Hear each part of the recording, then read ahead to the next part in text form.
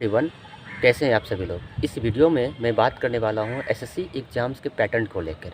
आप सभी को पता है कि अभी तक जो एग्ज़ाम्स कंडक्ट हो रही थी वो टीसीएस कंपनी कंडक्ट करा रही थी। टाटा की जो कंपनी है वो एग्ज़ाम कंडक्ट करवा रही थी। अ, लेकिन अब जो है कंपनी का जो टेंडर है चेंज हो चुका है। अब कोई और कंपनी जो है एग्ज़ाम्स कंडक्ट करवाएगी।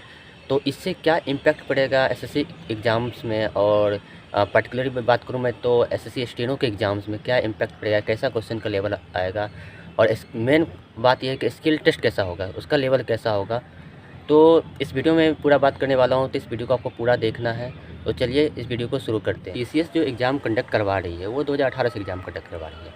और जब से टीसीएस आई है आप सभी को पता है कि एग्ज़ाम्स के क्वेश्चन के पैटर्न में काफ़ी बदलाव देखने को मिला है। पैटर्न मैं नहीं कहूँगा, कहूँगा कि डिफ़िकल्टी लेवल में काफ़ी बदलाव देखने को मिला है।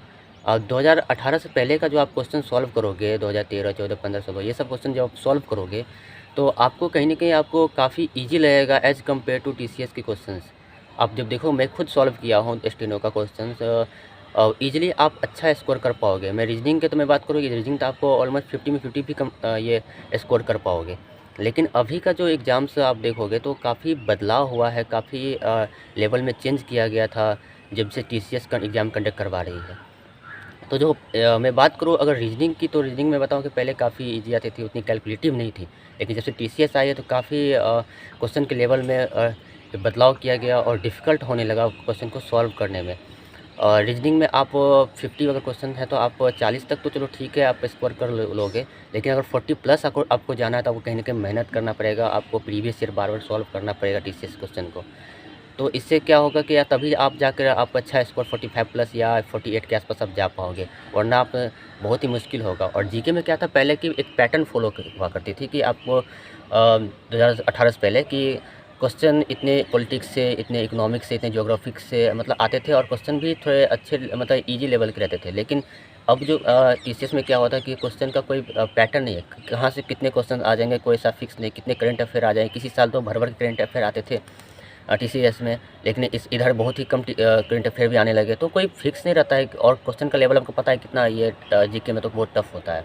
और इंग्लिश में तो ऑलमोस्ट मैं बोल दूँगा कि इसे कुछ चेंजेस जो किया गया था लेवल में, वो क्लोज टेस्ट है, पैराजम्बल्स है और पैसेज है, ये सब का लेवल थोड़ा सा बढ़ा दिया गया था जब से टीसीएस आई है। बाकी पैटर्न तो सब वही है कि वन वर्ड इसमें भी नहीं आते थे पहले भी, स्पेलिंग्स नहीं आते थे स्टेनो में, स्पेलिंग एरर, तो ये सब तो पहले भी नहीं आते थे और ये अभी भी नहीं आ रहे हैं। तो देखो, आप लोगों को घबराना नहीं है, आप लोगों को कैसे तैयारी करना है वो मैं आपको बता देता हूँ। कि देखो, सबसे पहली बात कि आप जो पैटर्न फॉलो करते अभी आ रही है टीसीएस की, उसी पैटर्न पे आपको प्रैक्टिस करना है। देखो, जब टीसीएस क्वेश्चन का लेवल इतना अच्छा बना चुकी है, अब इससे ज़्यादा अगर अब नया कंपनी अगर टेंडर जिसको मिला है वो अगर इससे ज़्यादा अगर लेवल बढ़ा देती है तो कहीं न कहीं मुझे लगता है कट ऑफ बहुत कम चली जाएगी फिर।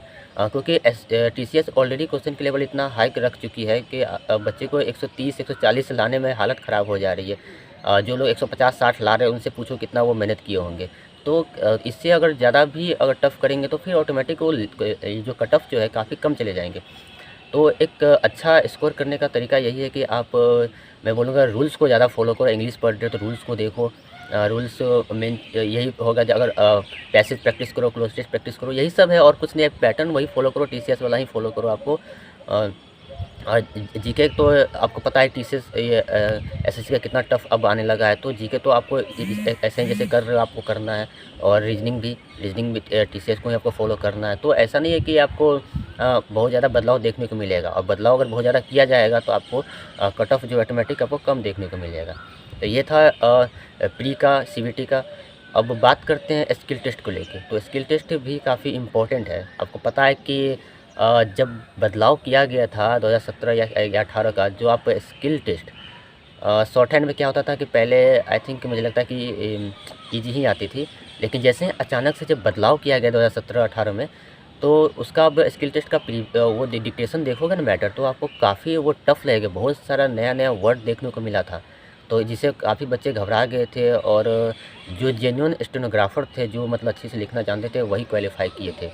तो ये सब स्किल टेस्ट में ही बदलाव देखने को मिला था।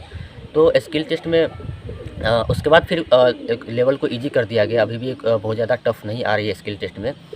तो अगर कैसे तैयारी करना है मैं बता दूँ। तो तैयारी तो आपको जो क्लास के अंदर आप कर रहे हो, इंग्लिश का बात मैं कर रहा हूँ पर्टिकुलर, तो अगर वो उस चीज़ को आप फॉलो करो, आप उसको अच्छे से तैयारी करो।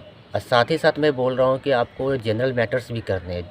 जनरल मैटर्स नहीं करोगे तो फिर आपको क्या पता पैटर्न चेंज करके जनरल मैटर डाल दिया है ना, जैसे 2022 में एक बार कर दिया गया था। तो आपको जनरल मैटर के साथ साथ आपको क्या करना, प्रोग्रेसिव भी करना। प्रोग्रेसिव में आपको ना बहुत सारे नए-नए वर्ड्स आपको देखने को मिलेगा। रहता है वो भी किसी की तरह ही है मैगज़ीन्स, लेकिन उसमें बहुत सारे नए-नए चीज़ें ऐड होती है। मैंने देखा है, मैंने खुद प्रैक्टिस किया है कि बहुत सारे नए-नए वर्ड्स आपको देखने को मिलेगा, उसको आपको प्रैक्टिस करना है।